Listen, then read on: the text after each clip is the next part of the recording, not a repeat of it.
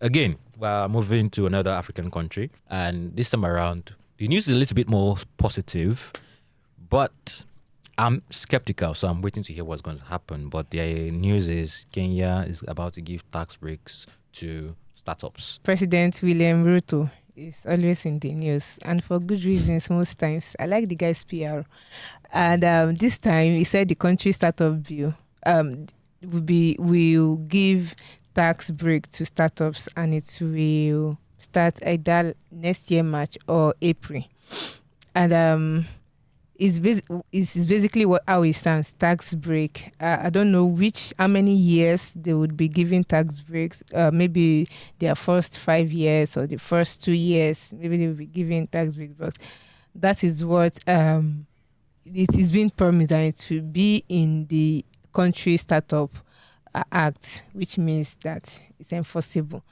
But well, the other African countries that have startup bills, and the issue has always been with implementation and enforcing whatever it is the bill says. So, but given Kenya's track record, since they are good on the side of implementation, at least from what the news tells us. So mention one good PR. Please don't tell me to. Okay. But yeah, but they have have like a good image. I don't know if it's a good image. Kenya strikes me as this promising. It's like it's not Rwanda level PR. Yeah, it's not Rwanda level. So like the stories that come out, things. you know, when you're dating someone and the person has potential, but you're not seeing any workings. That's basically what it looks like. They're always coming up with like say you don't date potential. From experience. What was this? Speak, preach. I mean, they're always in the news with one really interesting thing. If it's not visa-free entry to all Africans, it's launching of digital IDs or really cheap smartphones. And this is also a problem that I've seen with a lot of Nigerians, for who shall not be named.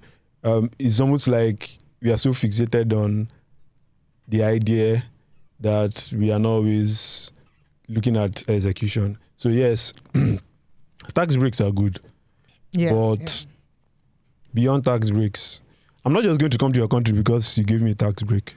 It's just one. Are they opening up this tax break to everybody that comes into the country? Number one. Number two, do they need to create a startup portal for startups to register and spend 1 year to build the website? Sorry, that's just by the way. I think they are also doing something like that, which I think they're doing like a startup financing. Yes, a credit scheme for startup finance is part of the promise that comes with this. The president actually mentioned it during an event, the Kenyan Innovation Week. So some of those things that just come up while the president is giving their speech, and they have this idea in their head and they just say it out or something like that. You get? I see. Okay, no problem. I'm not going to drag this any further. I wish Kenya all the best.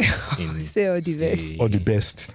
In the new dispensation of tax breaks and startup financing incentives. Yeah, it's still up until March next year or April next year. So that's true. There's one that they are launching that digital ID at December. Okay. So but again, do startups need to register with the Kenyan government to access this tax incentive? I don't think that is clear.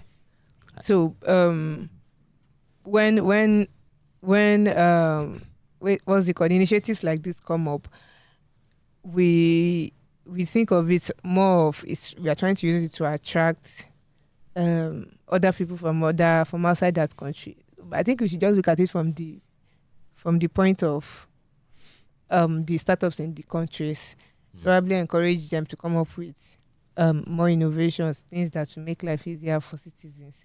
So we can look at it from that aspect. But yes, it is with the implementation that they will be able to attract other startups from other African nations. If not, but I think we should just focus on implementing it, executing it in that country. Let the startups in the country enjoy it first before we start thinking of other African startups. Fair. So I'm guessing at this point, we're going to leave Africa now. Okay. We'll come back, don't worry. But we're going to leave Africa.